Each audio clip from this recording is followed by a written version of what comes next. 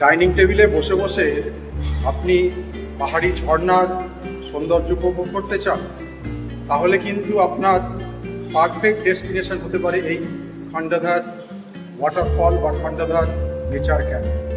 আপনি ডাইনিং হলে বসে বসেই পাহাড়ি ঝর্ণার সৌন্দর্য অনুভব করতে পারবেন।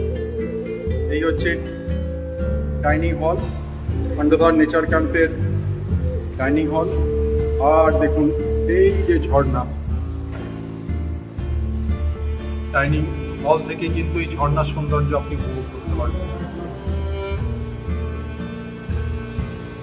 অসাধারণ ভিউ। আমি তো এরকম জায়গা আগে কোথাও পাইনি। খণ্ডাধার নেচার ক্যাম্পে এসে মনটা সত্যি ভালো হয়ে গেল।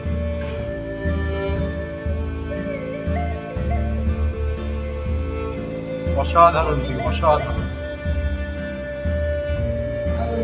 এবার আমরা ওয়াটারফলের পাশে যাওয়ার চেষ্টা করছি।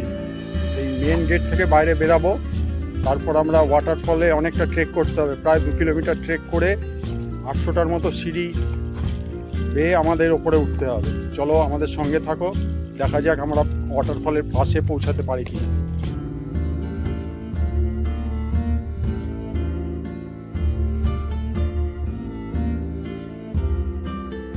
এবার খণ্ডাধার ওয়াটারফলসের দিকে আমরা এগিয়ে চলেছি।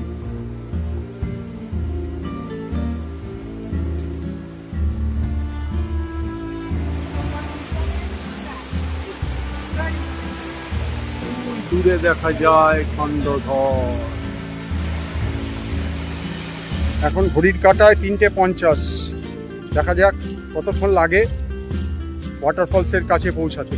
এইখান থেকে কিন্তু সিঁড়ি শুরু হয়ে গেল। শুনলাম নাকি প্রায় 800 সিঁড়ি ওপরে উঠতে হবে। দেখা যাক পৌঁছাতে পারি কি না 800 সিঁড়ি ভেঙে। সিঁড়িগুলো কিন্তু বেশ খারাপ। আমরা অর্ধেকটা উঠে এসেছি, কিন্তু এখনই বেশ হাঁপানি লাগছে। চলো দেখা যাক। অবশেষে অনেক কষ্টের পর ঝর্ণার কাছে পৌঁছেছি। ও অসাধারণ, না দেখলে বিশ্বাস করা যাবে না। এটাই উড়িষ্যার সেকেন্ড হাইয়েস্ট ওয়াটারফল, খণ্ডাধার ওয়াটারফল। কষ্ট না করলে কেষ্ট মেলে না, আজকে বুঝতে পারছি। অসাধারণ খণ্ডাধার ওয়াটারফল, না আসলে মিস। কষ্ট আছে, কিন্তু অসাধারণ অবর্ণনীয় দৃশ্য।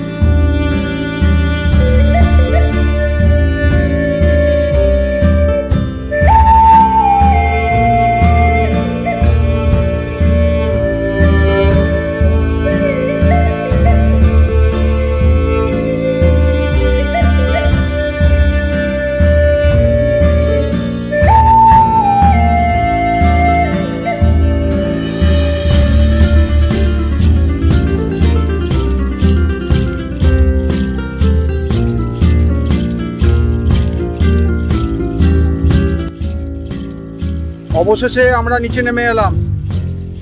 এখন বাজে 5:10।